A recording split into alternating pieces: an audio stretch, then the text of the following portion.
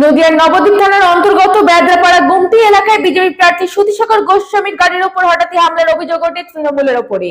জানা যায়, বিজেপি প্রার্থী যখন এলাকায় প্রচার চালাচ্ছিলেন ঠিক সেই সময় আচমকাই দুই দুষ্কৃতী গাড়ির ওপর হামলা চালায়। যদিও ঘটনা চলাকালীন সময়ে প্রার্থী উপস্থিত ছিল না গাড়ির মধ্যে, তবে গাড়ির চালককে বেধড়ক মারধর করার অভিযোগ ওঠে তৃণমূলের ওপর।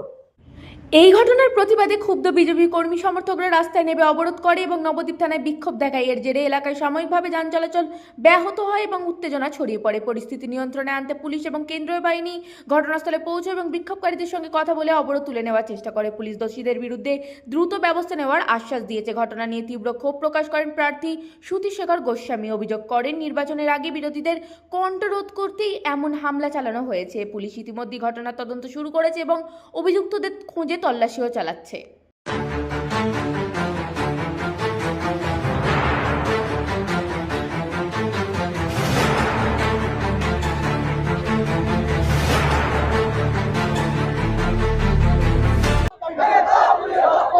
কি হয়েছে মূলত ঘটনাটা?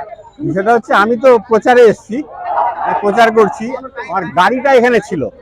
কোন জায়গাটা ছিল? এই যে মোড়ের মাথায় ডান দিকে, এটা বেদরাপাড়া গুমটি, বেদরাপাড়া গুমটি। কি হয়েছে? দিয়ে দুজন এসে আমার গাড়ির ড্রাইভারের উপরে হামলা করে, বিভিন্ন গালাগালি গলাটিকে ধরে দিয়ে আবার এখানে একজন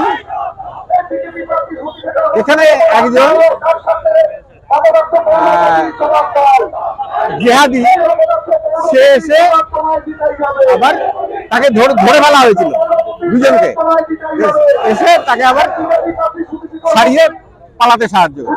আমাদের সমস্ত কর্মীরা চলে আসে, তখন পালাতে সাহায্য করে।